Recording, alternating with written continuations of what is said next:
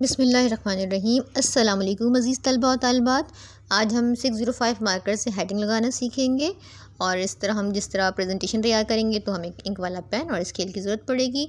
इसमें मैं हेडिंग लगा रही हूँ मुताला पाकिस्तान की। सबसे पहले आपने हेडिंग लगानी है और उसको मार्जिन लाइन करना है।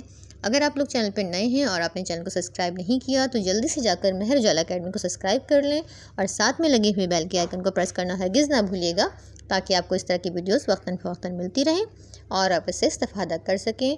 और आप लोग हेडिंग लगाने के लिए मैंने आपसे पहले भी कहा था कि आपने कट मार्कर का इस्तेमाल सीखना है।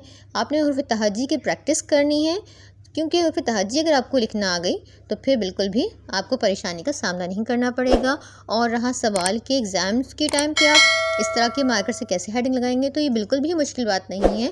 थोड़ी सी प्रैक्टिस के साथ आप इस पर बहुत अच्छी तरह से हेडिंग्स लगा सकते हैं। मुताला पाकिस्तान के बाद आपने इंशाई तर्ज़ की हेडिंग लगानी है, हिस्सा अलिफ़, और जो मार्कर है जो उसकी अंडरलाइन है वो आपने सबसे लास्ट में करना है। मैं और भी वीडियोज़ में बताती रही हूँ आपको, जो मैंने पहले वाली प्रेजेंटेशन बताई थी उर्दू की और इस्लामियात की भी बताई है, तो मैंने आपसे कहा था कि आपने हेडिंग्स के बाद इसकी जो नीचे लाइनें लगाएंगे ना, वो आपने पूरा पेपर सॉल्व कर लेने के बाद लगानी है, तो बिल्कुल भी परेशान ना हो।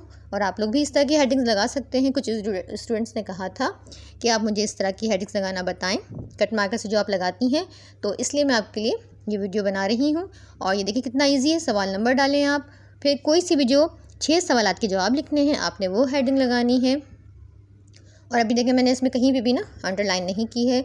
हाँ, जब आपके पास एग्जामिनर आपको कॉपी देकर जाए तो आपने मार्जिन लाइन लगा लेनी है। मार्जिन लाइन लगाने की भी इंशाल्लाह मैं एक वीडियो अपलोड करूँगी। कि कुछ ने पूछा स्टूडेंट्स ने कि हम मार्जिन लाइन क्या दोनों साइड्स पे लगाएं, तो इंशाल्लाह इसका पेन किस तरह हम कट से बनाएंगे, मार्जिन लाइन किस तरह लगाएंगे, तो वो मैं आपको ज़रूर बताऊँगी। फिर आपने जुज़ नंबर डालना है, कौन से आप जुज़ कर रहे हैं वो लाजमी डालें। एग्जामिनर जब चेक करेगा कि आप कौन सा क्वेश्चन कर रहे हैं तो नंबर डालना ज़रूरी है। क्वेश्चन ना उतारें, आप नंबर ज़रूर डालें। अब यहाँ पे मैं हेडिंग लगा रही हूँ मुखालफाना रवैया। अभी किसी क्वेश्चन का आंसर हो सकता है, तो हम यहाँ कहेंगे कि पाकिस्तान को इब्तिदाई से बेशुमार मुश्किलात का सामना करना पड़ा। अब आपने यहाँ पे इंक पेन यूज़ करना है, कोई सा भी आप फाउंटेन पेन यूज़ कर सकते हैं जिसको आपने पहले से बहुत यूज़ किया हुआ हो, ताकि वो स्मूथली लिखने में आपको इस्तेमाल करने में आसान हो जाए। तो यहाँ पे है कि पाकिस्तान को इब्तिदाई से बेशुमार मुश्किलात का सामना करना पड़ा और दुनिया की बहुत कम रियासतों को इब्तिदा में पाकिस्तान जैसी मुश्किलात का सामना करना पड़ा।